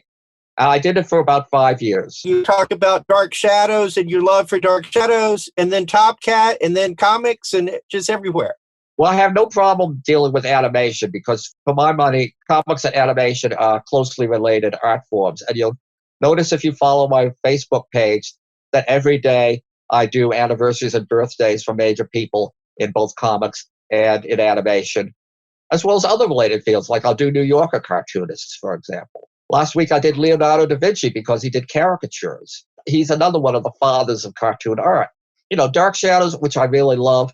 Sometimes I would give myself leeway to do something that's in fantasy and science fiction, even though it wasn't comics. Maybe if I had the blog to do over again. Well, I enjoyed writing about this stuff. The thing is that I was doing it for no money, and it took a long time to do these columns because it always turned into like 10 pages typewritten. Well, not only do I keep being told nowadays that blogs are dead, but even back then I was being told that people will only read short entries in blogs. So I have no idea how many people used to read comics in context. So I'm always grateful when I find somebody who did. And I'd like to do something like this again. But the two problems would be that one is my recent health problems. That 3 years ago, I fell outside the Columbia Library and fractured my hip. And when I was in the hospital for 5 months, they discovered that I had kidney disease. And so my health has not been that good. And that sort of varies my energy level. Today, I'm feeling energetic because I'm talking to you guys. I like to get my energy level up to the point where I can do writing every week because I want to spend my senior years leaving a body of work, at least doing one more book on my own, which is my opinions on various great comics of the past and comics creators. And the other problem is that it's hard for me to justify doing stuff for free anymore. So when you say no money, you mean literally no money? No, I'm now past retirement age, and it would be nice to have a source of income. And really, after spending my lifetime studying, criticizing, writing comics histories, I really wish when people tell me that the comics business is booming or that comics are taken more seriously than ever by the mainstream, I keep thinking that if it was really that good, I'd get offers of work. I'd have friends who'd get offers of work. But I'm still looking out for the opportunity to do something more with comics, to do another book, to do another blog. But if it was going to be another blog, I'd want it to be hosted somewhere where people were going to actually see it, because I don't think most people were even aware of comics in context at the time. Yeah. What I was going to ask is, besides the ones that are still up through Fred, are the others available online or are they lost? I've not checked for a while. Last time I checked may have been a year or two ago, and I could find a whole lot of them online. I could find the 2010 ones because they were on Fred, but I was having trouble with others. And a throwback to when we first started talking, it's sad that when they reprint the comics as well, so many of them don't include the letters pages. Well, I guess DC's new facsimile editions, I think they include the letters pages, don't they? But yeah, I probably have most of the comics in context on an old computer, but the old computer has been dying. So I hope that they're not lost forever. Well, it's possible that Ken Plume, who was my editor on Comics in Context, he may have copies of all this stuff. You should find out, because that's a historical artifact, in my opinion. I'd like to see them preserved. And sometimes people say, if only you could find somebody to publish them, or publish some of them anyway. If, say, for example, I decide to do a book about superhero movies, I'd already reviewed a lot of them in Comics in Context, and then I'd have to write a whole lot of new reviews, of course. But it could be a basis for a book. Oh, yes, absolutely. We should talk about that. That's an interesting subject as far as I'm concerned as well. Was there a difference between what you were doing there and what you were doing for Publishers Weekly? Was that the same style of column? You were doing that around 2007? Publishers Weekly, I'd be asked to do reviews, and you got paid very little for them. That's like, apart from the books that I did for places like Abrams and DK, virtually everything throughout my career, whether it was Amazing Heroes or was Publishers Weekly, paid nothing or virtually nothing. And for whatever reason, Heidi and McDonald stopped offering, or whoever was in charge of the comics reviews at Publishers Weekly stopped offering me those. But I was doing with them for a while. I think one of my problems, though, with Publishers Weekly is that Heidi would keep sending me, stacks of books that they'd gotten in, and none of them had anything to do with the superhero genre. So it was sort of like, and I don't confine myself to the superhero genre. These books tended not to be to my taste. Ah, that's interesting. I noticed that when I was looking at some of them, it didn't seem like your wheelhouse exactly. Even though I'll read Eisner books, I'll read Kurtzman books, I'll read Mobius, I'll read various French comics, Tintin, I'll read genres that are not superhero genre, but I basically am an expert or consider myself an expert on the superhero genre at Marvel and DC. What do you think of Peter Coogan's book, which I think is very important to the understanding of the genre? I think Peter Coogan's book, Superhero, The Secret Origin of a Genre, I think it is an extraordinary book. I think everybody who's into superhero comic studies should read it. And some months back, I was having a fight with various people on Facebook about it because Peter sets out the definition. He sets out the definition of what qualifies a character to be a superhero. I think these are very important guidelines that he sets out. And I think that he argues convincingly in favor of all of them. And so I follow them myself. But there are other people who, I was having arguments like people saying Batman is not a superhero because he has no superpowers. Or people saying the Shadow is a superhero. No, he's a pulp vigilante. Or the Phantom. Now, I agree that the Phantom is an ambiguous case, but I really don't think the Phantom goes all the way. Superman is the very first superhero, and part of the reason is that it was Superman that inspired all these imitations within a year or two.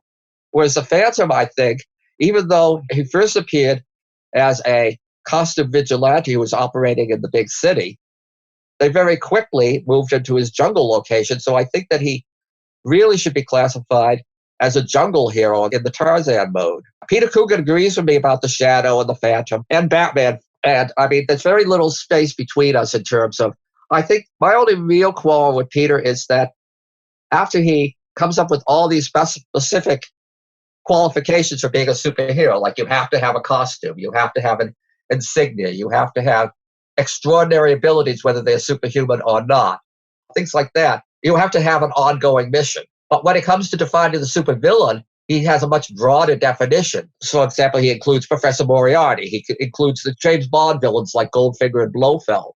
And I tend to think that there's part of me that thinks supervillains should be reserved for the costume villains, the ones who battle the superheroes. But still, I can still see Peter's point. I mean, when I watch Silence of the Lambs, I think, Hannibal Lecter is sort of a supervillain. There's ambiguous cases. Like Superman's main enemy is Luthor, who usually doesn't wear a costume and usually doesn't have superpowers. But since he's Superman's arch enemy, he must be a supervillain. But then you look into Luthor's history, and there are plenty of stories where he has a costume. And there are stories going all the way back to the Golden Age with the Power Stone storyline, in which he has superpowers too. So it doesn't bother me to call Luthor a supervillain. Right. Before I go on to this next section, quick question. So when you were doing the Comics in Context for IGN, and then you moved over to a site called Fred, did you have any association with Kevin Smith during any of this time? No. Ken Blumdell, who was my editor on this and who was the one who got me to do the column, he had the connection with Kevin Smith. But to this day, I've never had any contact with Kevin Smith whatsoever. Maybe someday, but I never so far. Like I say, I didn't get paid by Kevin Smith when I was doing it for Fred. And when I was doing it for IGN, I didn't get paid either. And then I read a story about how this company had bought IGN for millions of dollars. And I'm thinking, so IGN can't afford to pay me? Mm-hmm, exactly. And I don't think anyone, apart from Ken Plume and IGN, really appreciated my work anyway. So, yeah, that's interesting. So tell us about working on the Marvel Vault in 2006 with Roy Thomas. This was a visual Marvel history. How was, let's say, working with Roy in comparison to working with someone like Mark Gruenwald? Roy wasn't the editor. I dealt with the editor at the company that published Marvel Vault. I didn't really have contact with Roy because it was basically decided that Roy would handle Marvel history up to a certain date, and then I would take over. So it wasn't a collaboration with Roy at all. Although I know Roy, I've met him a few times. We get along fine. Okay. So it's just more like it was just your section of the book and he had his other section. Okay. So then now tell us about, these are some fun projects. So a Marvel travel guide to New York City in 2007. This is interesting. It's kind of like exploring Marvel's New York City. Tell us how that came about. Oh, again, I don't really remember who asked me to do this and how that came about. I was asked. It's not like I wrote out a proposal and submitted it to publishers. I've never done that. Oh, actually, I have. I had an agent at one point, and I did some proposals for him that he tried to sell around, but he never got anywhere with them. And he eventually dropped me as a client because they said I wasn't bringing in enough money. But this agent never found work for me. I thought I'd be asked by other people to work do projects, and then I'd tell the agent and he'd negotiate the deal.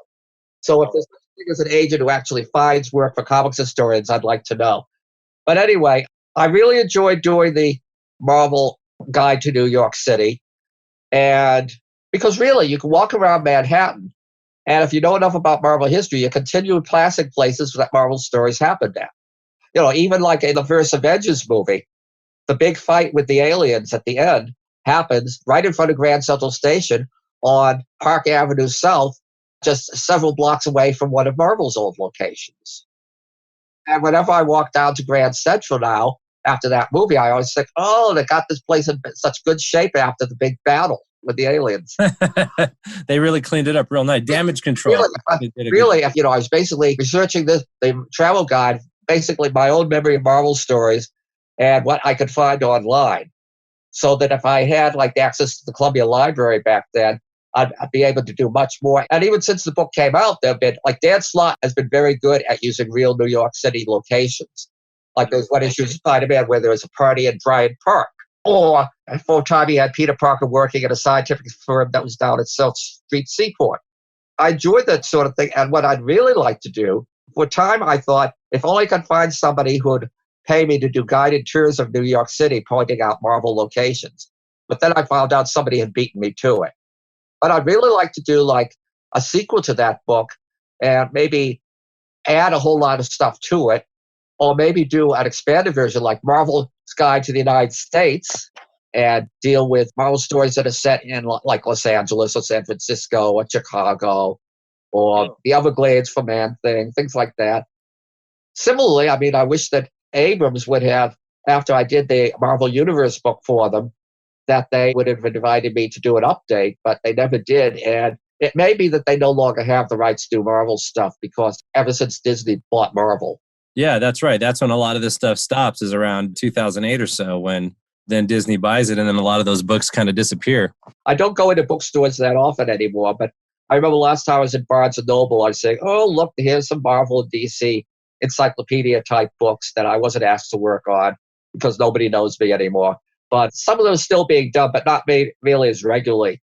I mean, there was a time when after I was hot doing these books, then Tom DeFalco for a while seemed to be doing a lot of Marvel books for other publishers, for DK and so forth. And then it was Matthew Morrison. And I think he still does them from time to time. But I don't know if they're as many as being done now as they were back then. So then tell us about curating the exhibition on Stan Lee for Museum of Comic and Cartoon Art. I was doing that. I was teamed up with a friend who did a lot of work at the museum named Ken Wong. And we traveled to various collectors that we had knowledge of and asked them to look through original art pages that Stan had written and look through them and decided what we'd want.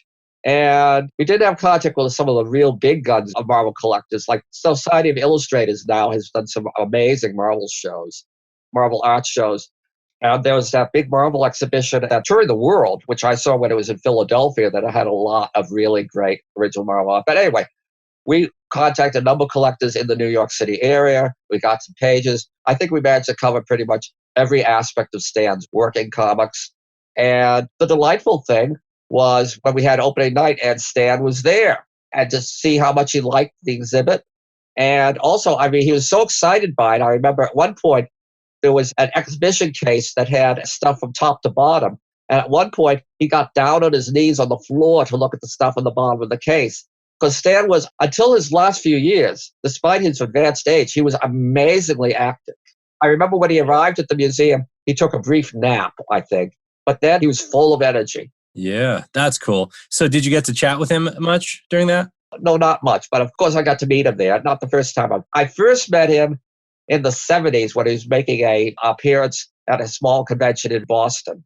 But this was the first time I'd really met him since, even though he's done introductions to some of my books, or at least introductions have his name on them. But yeah, we didn't really talk much, but I did enjoy the fact that I was introduced to him as the co-curator and that he loved the exhibit so much. So that's a bright memory.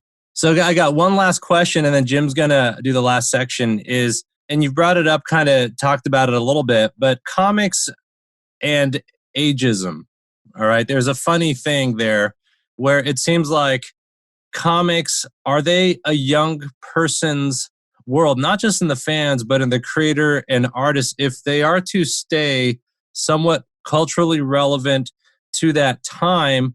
It seems like what they end up doing is they hire younger people, kind of let go some of the older ones, and then a cultural amnesia tends to take place where it's almost like there's this 15 or 20 year, after 20 years, and the people back then are kind of forgotten.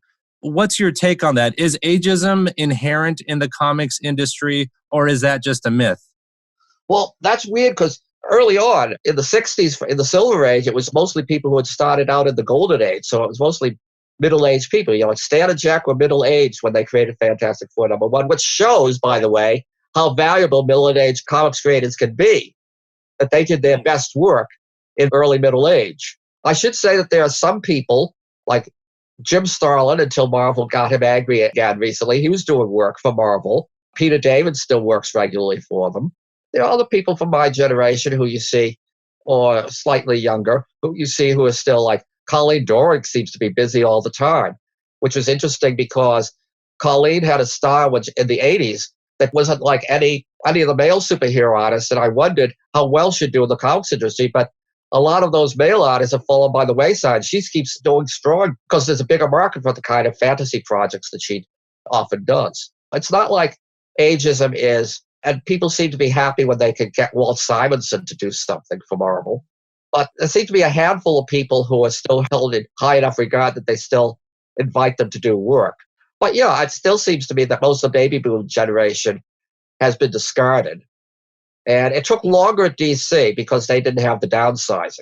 And in fact, there are old friends of mine from Marvel, like Mike Carlin, who are still at DC, still in the business. Although Mike has switched from comics to animation, so maybe that's the point here to keep in mind. But Marie Javins, who is one of my Marvel contemporaries, she is at DC. Bobby Chase, Bob Harris. Although part of that is when Bob Harris went to DC, he brought over some of the people that he knew and liked from Marvel. At Marvel was the fact that the downsizings cleared out most of the baby boom generation, and the new Jemas Quesada administration hired a lot of new people who, it seemed to me, had little connection or knowledge or liking for the works of the past. And part of this is it's sort of inevitable that you get young people, always the new generations of young people to come along and fill editorial positions and to come up as new writers. But yeah, I wish that, especially since there is, as I say, I think that there's, I don't know what the audience is now. Is it mostly people of younger generations who just don't care about the gold and silver age stuff or the stuff of the 70s and 80s? Or, you know, how much of this is, when you see these big hardcover volumes reprinting stories from past decades at Marvel and DC, who's buying these? Who has enough money to buy these? It seems to me there must be a substantial market of middle-aged and now senior citizens like myself who are interested in the older stories and the older creators. And personally, you know, I wish Steve Englehart was working at DC and Marvel. I wish that Don McGregor was doing more work. I wish that Peter Gillis was working at DC or Marvel. Chris Claremont is under contract, but they toss him a couple of stories a year to do it, but nothing else, really. Not since his Mike Crawlin limited series. Do you think to some degree, Peter, the writing, the structure of comics has changed, and you're referring to people who believed in doing, certainly Englehart did continuing stories, but the notion wasn't to do it based upon a 6-issue trade paperback, that their style is different? I assume the writers could adapt to doing 6-issue arcs that be collected into trade paperbacks. But it is also true that you have to move with the times, and that in some ways you look at the Stan stories from the Silver Age, and in some way respects they're dated. I could see how new readers could say, well, Stan's dialogue is corny, but the thing is, if you look past the corniness, it's highly effective. He always gets the effects he wants. He makes these stories live. They're vivid through his dialogue and narration. And it amazes me that there's still a huge Jack Kirby cult, considering that his main work is now 50 years or more old, and that I look at today's comics and I don't see anyone who's really drawing like him.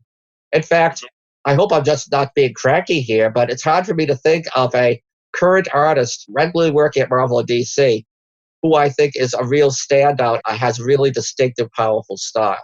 A lot of it looks like it's all in the same mold to me, whereas When I started reading Schwartz DCs in the 60s, I was seeing Carmine Infantino and Gil Kane and Murphy Anderson. And when I went over to Marvel, I was seeing Jack Kirby and John Romita and Gene Colan. And it's like all giants. And there's so many comics being done now, you can't have a giant in every book, but giants seem to be in short supply these days. I think there are some good artists that are at Marvel, that do things that are distinctive. I thought that Dan Slott's Silver Surfer with All Red was very distinctive and was a really nice book. He's an exception to the rule. I think Mark Waid's Daredevil with Chris Samney was an excellent writer-artist duo that I really enjoyed their work together too. But it is far and few between. I was more impressed on Daredevil with Mark's writing. And All Red is sort of like, he's not a standard superhero artist by any means. He's very stylized. And so he's sort of a special case. But I did enjoy the work that he did on covers for the Batman 66 series that DC did. But I don't think of him as standard tradition superhero artist. There are, of course, artists from past generations who are still active and who are still really great, like Alex Ross. I'm happier with some of the younger writers nowadays than I am with the artists in general. I can't say that I buy any books these days. I only buy a handful of comics these days, and I tend to buy them for writers, not for artists. Are they mostly Marvel, or is it a mix of Marvel and DC? It's a mix, but DC keeps canceling the books that I like. So, Injustice ran for years, but it's over now. Batman 66 ran for years, and it's over. Then I discovered Scooby-Doo Team Up, which I loved unexpectedly, because it was not just Scooby-Doo crossing over with other Hanna-Barbera characters, but with DC superheroes. And they usually did the Silver Age versions of those heroes. Oh, some of those were fun. The Green Lantern one that Mark Russell wrote was really nice. So those were fun. I should collect more of them. I have about half of them. And it does, of course, raise the conundrum that it implies that the Hanna-Barbera funny animals and the DC superheroes inhabit the same Earth.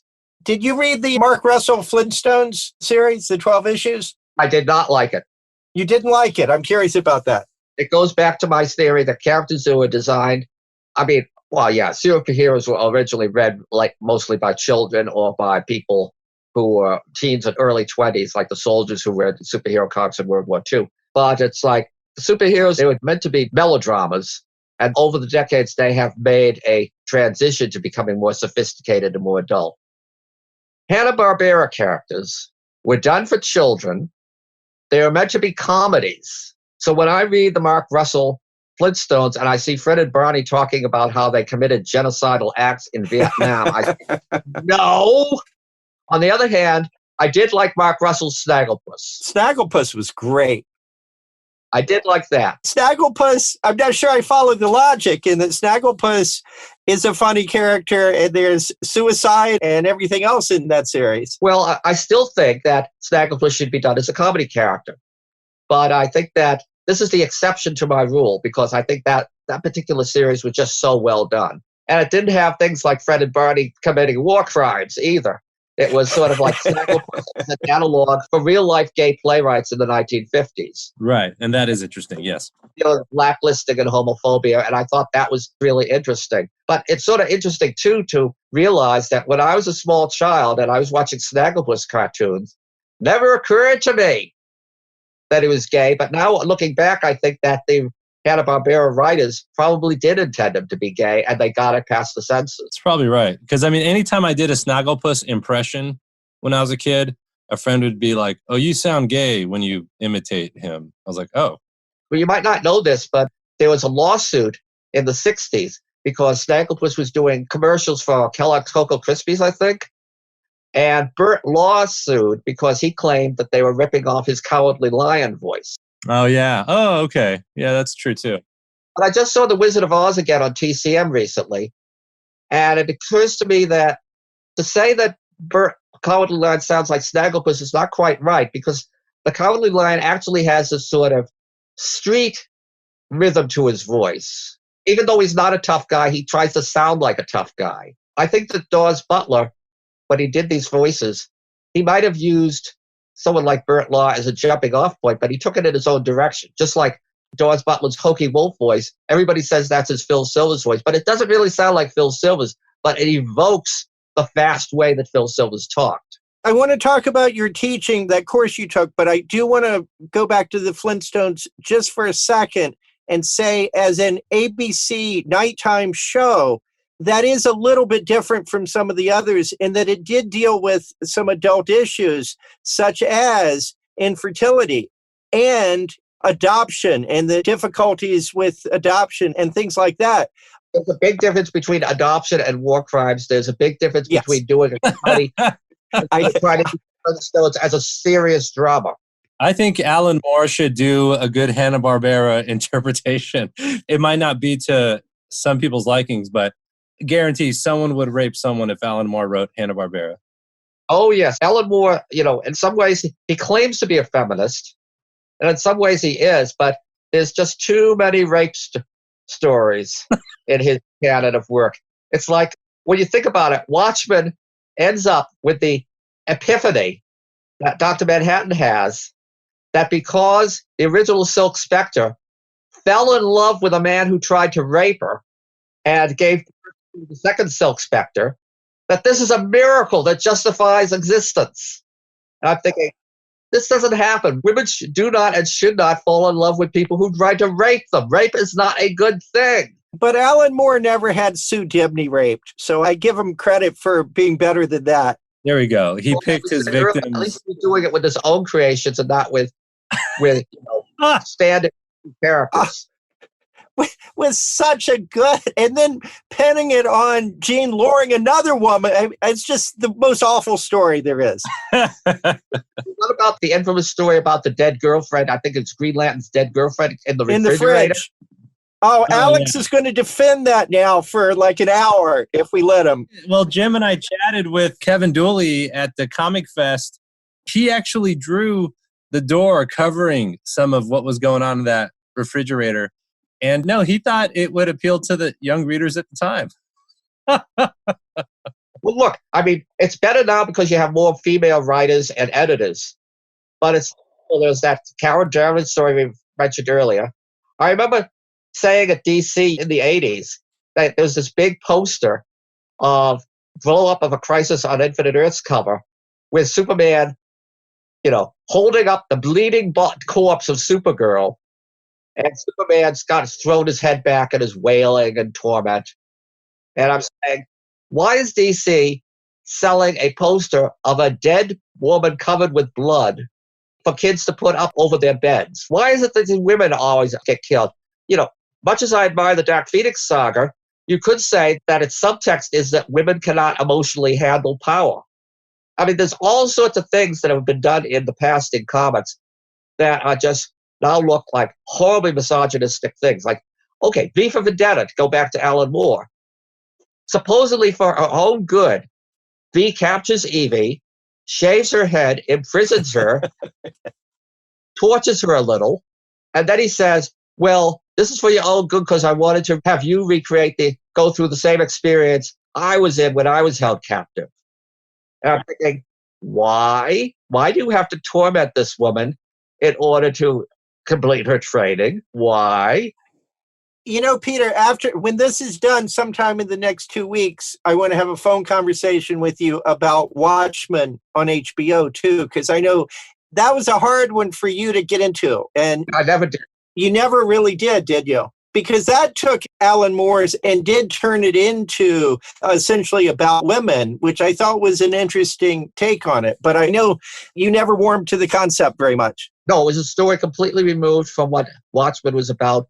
The characters that they carried over from Watchmen didn't act like in character as far as I was concerned. And now, of course, I'm not sure if there's going to be a sequel to this because I know that the showrunner for that Watchmen TV series says, I don't have any more ideas. And what do you mean I ended on a cliffhanger? I didn't end on a cliffhanger. Yes, you did. I didn't like Doomsday Clock either. It's like, I wish DC and Warner's would just realize that Watchmen is, just as we don't need a sequel to Hamlet or for Moby Dick, Watchmen stands on its own as a work of art. It should not have prequels or sequels. And even if you try, you're not going to come up to the level of Moore and Gibbons. Leave it alone. So let's talk about your teaching career, the course that you taught. It was on comics and literature? Comics and literature at NYU. It was an 8-week course. So I picked various books, most of them superhero genre, but not all. So like Dark Knight was in there and Watchmen was in there. There was a Sandman collection in there. But I also had Contract with God, and I also had Mouse. And I remember that I only had like maybe 10 students. And one of them was an older man. I remember having a big fight with him about what Contract with God, which he thought was terrible. Contract with God, I think, is uneven, but I think that the title story is one of the best things Eisner has ever done, and is a genuine tragedy. But he wouldn't have any of them. And I think at least one of the students thought it was going to be like a class where we're talking about the latest issue of The Incredible Hulk, and I had to disillusion him. But in any event, we offered it at a few subsequent years, and not enough people signed up for it. So, like I said, I wonder if, in a way, I got into comics too early, because part of me thinks that it's because of the power of the Silver Age comics, and that if, say, in the 80s or the 90s, if I'd been born later, maybe I wouldn't have even seen comics, because by that time they were in special comic book stores. They weren't on newsstands or on mom and pop shops. And it may be that I'd be more attracted to these characters in animated TV shows or in the movies, not the comics. And of course, and the comics were not more uneven back then, because in the Silver Age, there were only a handful of comics from Julius Schwartz and Stan Lee, but they were all on a very high level. And the more the comic book companies expanded their output, the more uneven the lines became. But also that try to do things like teaching comics. I mean, I have some friends who are successful at teaching comic book courses. Karen Green, Diana Schutz on the West Coast. But maybe I was trying a little too early. Well, it's sort of a moot point anyway right now, because, again, I have the health problems and we can't go into New York City anyway, and all those universities are closed.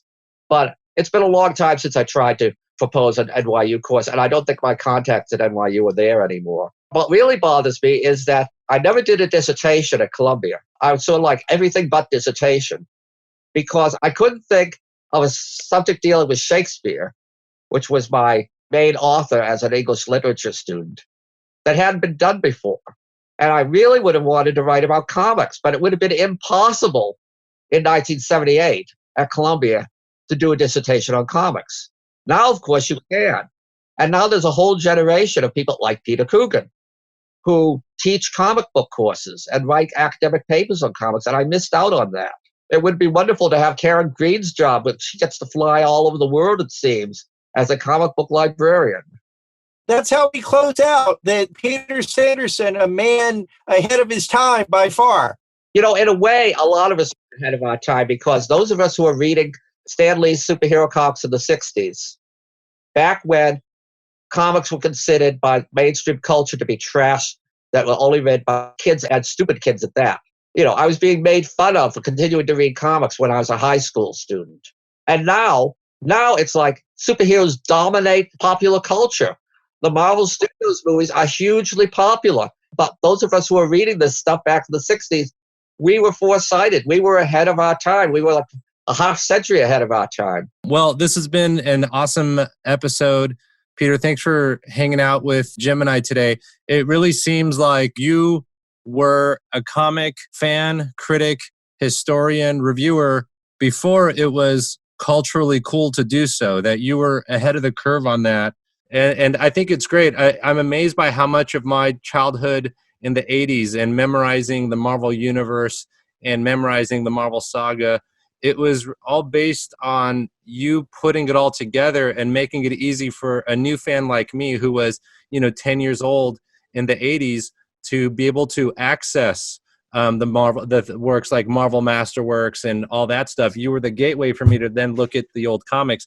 So on behalf of me and other Gen Xers, thank you so much for introducing us to Marvel. Oh, thank you. Those are very kind words. I would just add that in the Marvel Universe Handbook, I was following the pattern set by Mark Gruenwald, even though I took over as main writer. All right. Cheers. Cheers. Thanks, Peter.